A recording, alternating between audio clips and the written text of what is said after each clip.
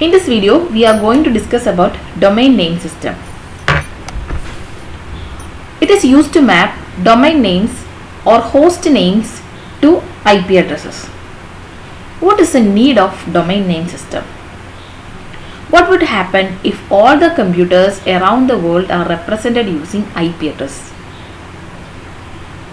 IP address are then hard for people to remember. If an ISP or an organization moves the mail server to a different machine, IP address may change. So it again create problem. Thus, ASCII names were introduced to decouple machine names from machine address. This network understands only numerical address. So some mechanism is required to convert the ASCII names to network address. DNS was introduced to solve this issue. So, what is the structure of DNS? It's a hierarchical, domain-based naming scheme having a distributed database system for implementing this naming scheme. Internet has around 200 top-level domains, and where each domain covers many hosts. Each domains are further partitioned into subdomains, and these are again further partitioned, and it goes present. This domain name system and its partition using a tree structure are shown here. The domain name system itself is divided into two categories. One is generic and other one is country. Generic include int, com, edu, gov, mil, etc. and country includes JP for Japan, US for United States and IN for India. EDU represents education.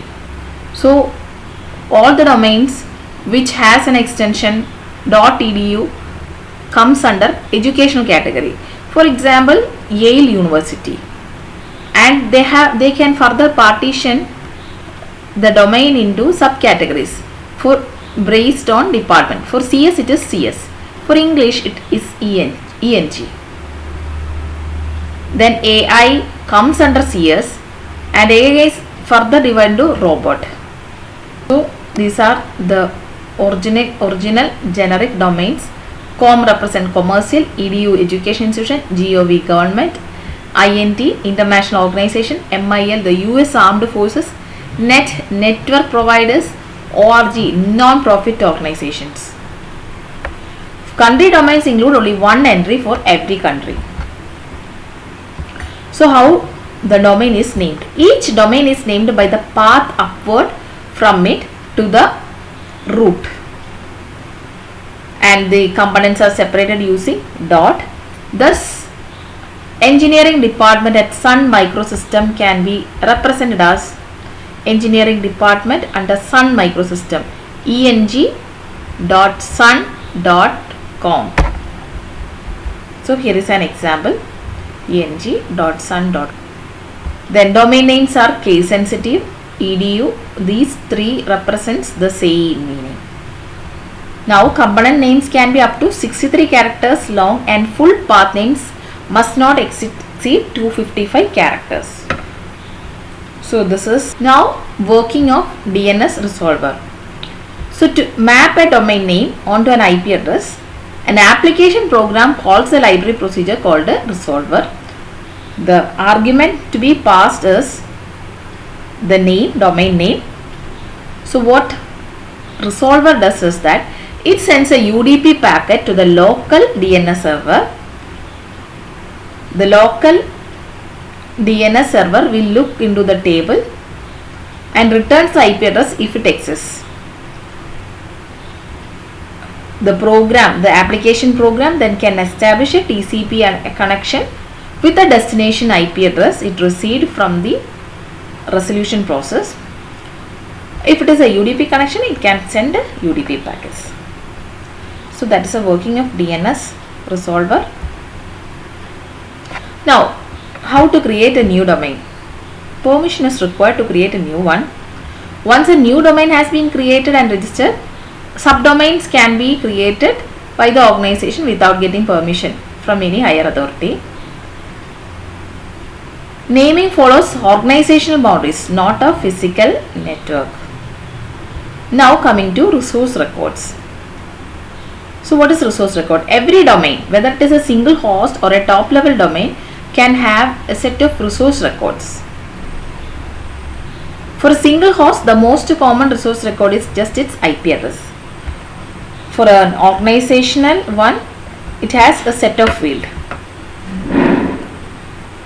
So the primary function of DNS is to map the domain names onto resource records. So when we learn it further in depth, we can understand that the primary function of DNS is to map domain names to resource records. So it consists of 5 tuples: domain name, time to leave, class, type and value. Domain name tells the domain to which the record applies. Time to leave gives an indication of how stable the record is. Now class means for internet information it was always in. Then type field tells what kind of record this is. So SOA, A, MX, NS, we have certain types. So it is written here. A means IP address of a host. It returns the value is 32-bit integer. So we have a set of types. Now the value field, the field can be a number, a domain name or an ASCII string, and the semantics of the value field depend on the record type. In theory, a single name server could contain the entire DNS database and respond to all queries about it, but this can make the server overloaded. So if it is ever went down, the entire internet would be collapsed. So to avoid the problem associated with having a single source of information, DNS namespace is divided into non-overlapping zones.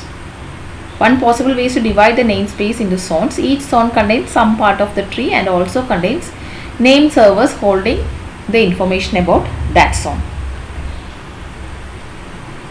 This picture shows DNS namespace showing the division into zones. Okay. Normally a zone will have one primary name server which gets information from a file on its disk, and one or more secondary name servers which get their information from the primary name server. So for improved reliability, some servers for a zone can be located outside the. So that's all about DNS system. Thank you for listening.